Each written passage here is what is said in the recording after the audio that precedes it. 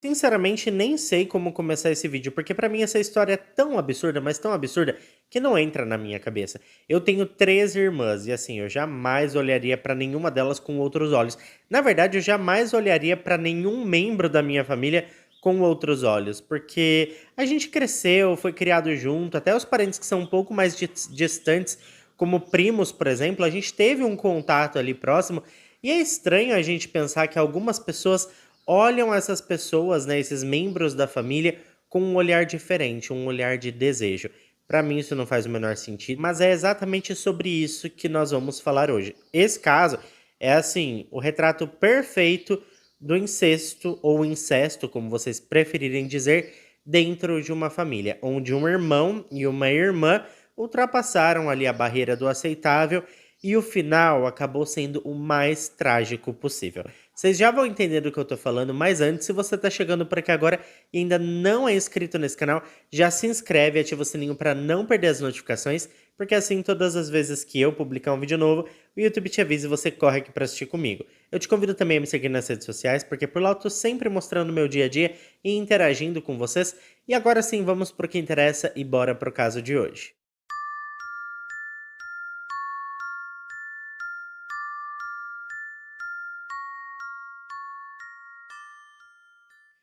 Andy Tatiana Cuervo nasceu em 1992 em Tolima, na Colômbia, e desde pequena ela sempre teve um brilho muito especial nos olhos. Ela era filha de um homem chamado Júlio Hermes Cuervo, que era trabalhador, se esforçava para sustentar os seus 3 filhos. Ela cresceu, gente, cercada de amor e cuidado. O Júlio já tinha um filho quando ela nasceu, chamado John Andrés, que era fruto do seu primeiro casamento com uma mulher chamada Luz Marina Aguirre. E com a sua segunda esposa, a Miriam Prada, ele teve também uma outra filha, a caçula, a irmã mais nova da Andy, que chegou ao mundo em 1997. A infância da Andy, pessoal, foi marcada por alegria e dedicação aos estudos. Ela sempre teve um bom relacionamento com a sua família e a conexão especial que ela compartilhava com o John Andrés tornava tudo ainda mais bonito. Parecia assim uma relação de irmão e irmã perfeita.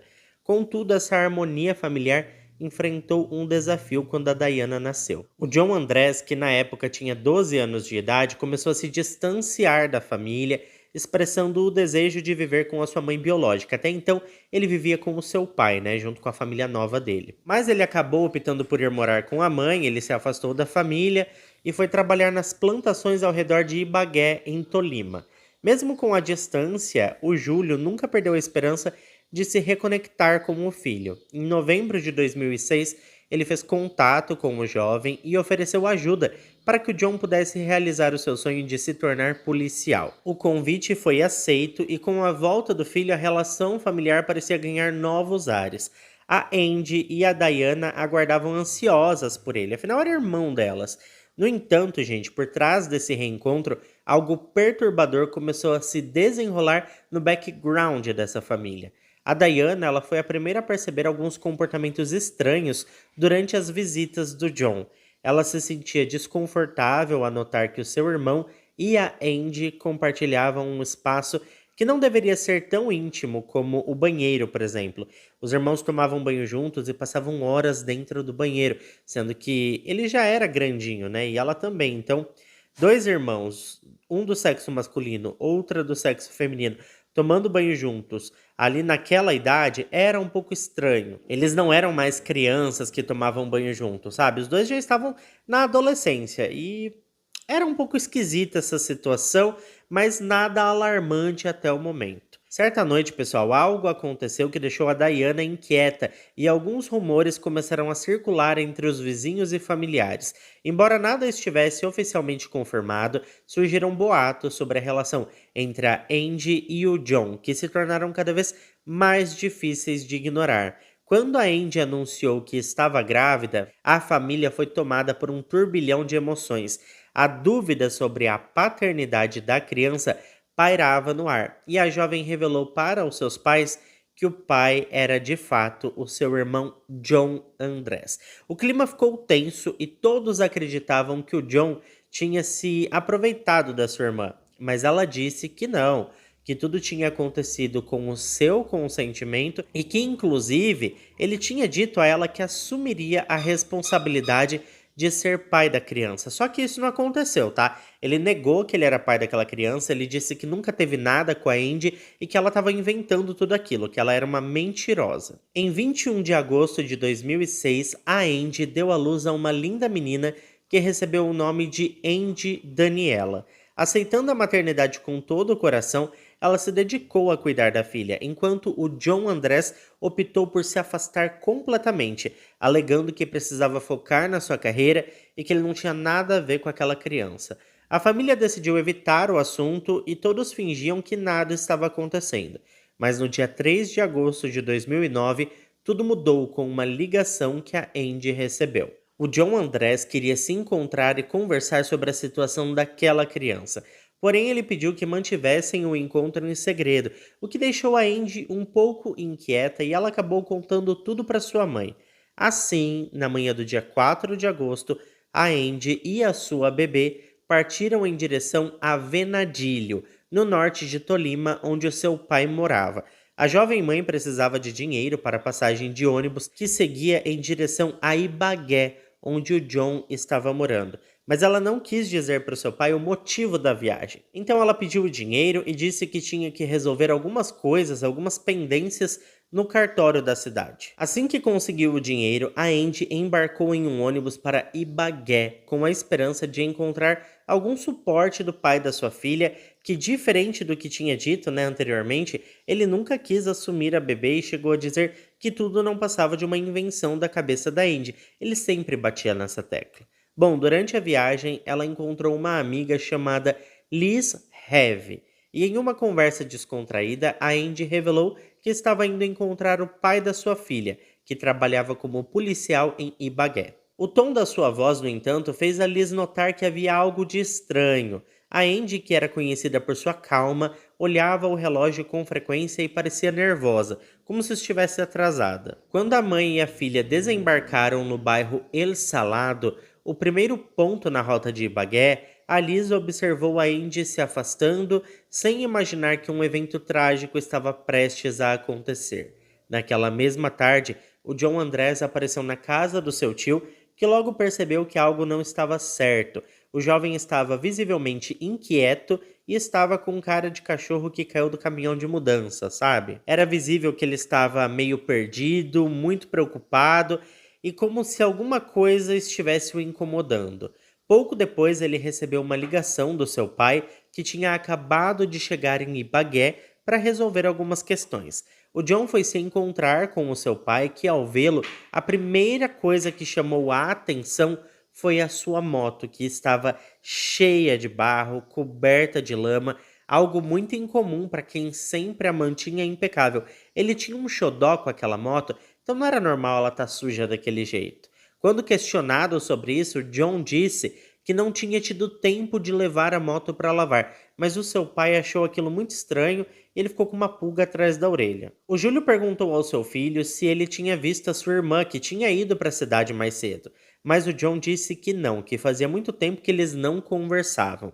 O pai da menina chegou a tentar falar com ela para dizer que tinha chegado em Ibagué e que ele poderia dar uma carona para ela voltar para casa, mas ele não foi atendido e achou aquilo muito estranho. Conforme as horas se passavam sem notícias, a sua inquietação começou a crescer. Ele decidiu então ir até a casa da Miriam, a sua ex-esposa, portanto, mãe da Andy, e foi lá que a verdade sobre a viagem da Andy veio à tona. A revelação levou o Júlio a confrontar o seu filho, que mais uma vez negou ter visto a Andy naquele dia e tentou convencê-lo de que ela estava com outro homem. Ele até chegou a falar para o seu pai que provavelmente ela tinha ido se encontrar com o verdadeiro pai da Andy, Daniela, que não era ele, porque ele sempre negava. Ele dizia: não, imagina, eu não tenho filho, eu nunca tive nada com a Andy Tatiana. Então, assim, deixa essa história pra lá. Ela deve ter ido encontrar com o verdadeiro ali pai da filha dela. Só que o Júlio pediu pro John que, como policial, ele desse apoio nas buscas da irmã, mas ele se recusou, alegando que não pertencia àquele departamento. O desespero da família só aumentava. Eles decidiram então relatar o desaparecimento ao Ministério Público e partiram para várias cidades de Tolima, distribuindo cartazes em uma busca angustiante pela mãe e filha. Infelizmente, a esperança de encontrá-las com vida se desvaneceu no dia 7 de agosto de 2009. Naquele dia, a polícia recebeu um aviso sobre a descoberta de um corpo às margens do rio Chipalo, em uma propriedade chamada Argentina. As características do corpo correspondiam com a Andy, e com grande dor o Júlio teve que identificá-la. O mais angustiante é que a bebê Andy Daniela continuava desaparecida, e a essa altura eles não tinham muitas esperanças de encontrá-la com vida. No Instituto Médico Legal, mesmo em avançado estado de decomposição, a análise forense indicou que a causa da morte foi asfixia mecânica, mas não era só isso. Os especialistas encontraram múltiplas lesões, fortes sinais de que ela sofreu violência, sinais de que a vítima tinha sofrido um ataque brutal momentos antes da sua morte. Nos meses seguintes, o Ministério Público de Ibagué intensificou as investigações para esclarecer o que de fato aconteceu e descobrir o paradeiro da bebê. Como parte do processo, foi solicitado um perfil criminal do possível responsável e diversas testemunhas foram entrevistadas, incluindo familiares e amigos. A Miriam, mãe da Andy, reafirmou em declarações à mídia que a sua filha havia saído para encontrar o seu irmão John Andrés, que por sua vez negava incessantemente que tinha encontrado com a menina. No entanto, os relatos de moradores da área começaram a incriminar o John. Várias pessoas afirmaram ter visto um homem com a aparência do John e a mesma moto que ele tinha, com uma mulher que carregava um bebê nos braços. Por mais de um ano, a sensação era de que o caso estava parado, mas na verdade a investigação estava sendo conduzida de forma discreta. Foi apenas no dia 21 de novembro de 2010 que os detalhes do trabalho policial foram revelados ao público. A razão por isso, a Procuradoria havia ordenado a prisão do John Andrés. A operação foi realizada pelo Corpo Técnico de Investigação da área onde ele trabalhava como especialista em explosivos, na Escola de Polícia de Buga. Os detetives descobriram que ele havia trabalhado por 5 anos em fazendas da região, o que lhe conferia um amplo conhecimento dos arredores do rio onde o corpo foi encontrado. Outra pista crucial foi o depoimento de uma testemunha-chave, um trabalhador que no dia do desaparecimento da Andy avistou uma moto semelhante à do John Andrés estacionada perto da ponte do rio Chipalo. Além disso, as entrevistas e os relatórios confirmaram um segredo bem guardado. Havia sim uma relação sentimental entre os meio-irmãos, que evoluiu para algo muito mais perigoso. Eles estavam mesmo tendo um relacionamento, isso era muito claro. As autoridades levantaram a hipótese de que os conflitos entre os dois se intensificaram quando a Andy Tatiana, cansada da rejeição do John Andrés em relação ao bebê, ameaçou processá-lo para que ele assumisse a responsabilidade. Essa situação poderia comprometer a carreira policial dele. Aproveitando que ele estava de licença entre o dia 1º e 10 de agosto de 2009, o John chamou a jovem para visitá-lo sob a falsa pretensão de discutir a situação da criança, mas a sua verdadeira intenção era eliminar qualquer vestígio da sua paternidade. Afinal de contas, não existia até aquele momento nenhum exame de DNA, ou seja, se ele se livrasse das duas, ele poderia simplesmente dizer que a Andy inventou que o bebê era dele e ninguém poderia provar o contrário, ou pelo menos ele achava isso. Contudo, ele não contava com um detalhe crucial: o cordão umbilical da Andy Daniela. A mãe da bebê guardou uma parte do cordão que foi entregue pela Miriam às autoridades. Essa amostra possibilitou uma análise que confirmou com 99,9% de certeza que o John Andrés era o pai da criança. Em fevereiro de 2011, ele foi formalmente acusado dos crimes de homicídio qualificado, desaparecimento forçado e incesto. O advogado de defesa pediu a sua liberação mediante a fiança, argumentando que seu cliente não representava um perigo à sociedade e que não havia evidências conclusivas contra ele. Ele também ressaltou que o John era um homem com bom comportamento, citando declarações de vizinhos que o descreviam como honesto e trabalhador, sempre disposto a ajudar o próximo. O advogado ainda argumentou que se realmente tivesse algo a esconder, ele já teria fugido, utilizando seu treinamento como especialista em explosivos para se refugiar em zonas rurais. Apesar de todos os esforços, o juiz não aceitou o pedido da defesa, pelo contrário, ele decidiu apoiar o pedido da acusação, considerando que as evidências apresentadas eram suficientes para justificar a detenção preventiva, enquanto o processo judicial seguia o seu curso. A primeira audiência para a preparação do julgamento estava marcada para o dia 3 de março de 2011, mas precisou ser adiada devido a um pedido da defesa. A família expressou frustração, temendo que a demora fosse uma estratégia para buscar a expiração dos prazos. Até aquele momento não havia pistas sobre o paradeiro do bebê e o John continuava sem cooperar, sem abrir a boca. Do dia 25 de abril de 2011, o caso foi apresentado novamente ao tribunal, mas foi adiado por mais de 3 semanas para que a defesa pudesse analisar cerca de 100 peças de evidências apresentadas pela acusação. Finalmente, no dia 5 de setembro, o julgamento teve início.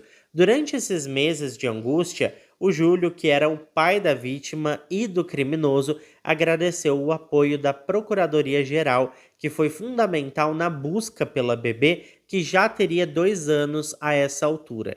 Ele explicou que através dessa entidade uma recompensa tinha sido oferecida e ele estava esperançoso que logo eles encontrariam a pequena Andy Daniela. Nos primeiros meses de 2012, uma audiência formal ocorreu. Em sua declaração, o John Andrés assegurou que não teve nenhum tipo de relação com a sua irmã. O rapaz insistiu que não era pai da Andy Daniela, mesmo com os testes de DNA apontando o contrário. No final de setembro de 2011, ele foi considerado culpado das acusações e durante a audiência do veredito, a tensão estava no ar. A defesa tentou argumentar, mas a acusação apresentou provas tão contundentes que foi impossível ignorá-las. O resultado, gente, foi uma sentença assim bem pesada, tá? 50 anos de reclusão, além de uma proibição de 20 anos para ocupar cargos públicos e uma multa. Em fevereiro de 2012, a sentença foi ratificada por um tribunal.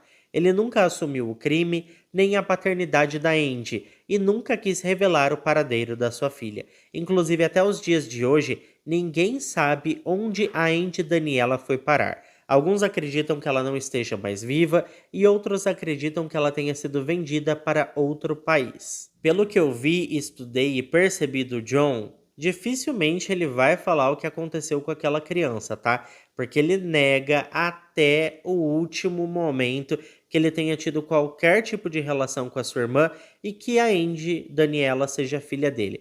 Eu acho que assim, é bizarro, né? Porque contra provas não há argumentos. O teste de DNA tá aí para provar com 99,9% de certeza que ele é pai da criança. Então assim, não tem o que se discutir. Eu acho bizarro esse tipo de caso, como eu falei para vocês no começo do vídeo, eu acho que eles acabaram aí passando por cima de uma linha muito tênue da relação entre irmãos. Eu, sinceramente, já vi outros casos parecidos e quando esse tipo de coisa acontece, dificilmente sai coisa boa, tá? Tanto que eu já contei outros casos aqui no canal de relacionamento aí entre parentes bem próximos que acabou dando muito errado. Um dos exemplos é o caso da família Pladô, onde pai e filha tiveram um bebê e deu ruim também, né, pessoal? É bem complicado isso e é claro que eu quero saber a opinião de vocês. Então deixa pra mim aqui embaixo o que vocês acham disso tudo. Muito obrigado a quem ficou até aqui comigo. Se ficou até aqui, não esquece de deixar o seu like que ajuda muito na divulgação do canal. Eu fico por aqui, um beijo pra todos vocês e até o próximo vídeo.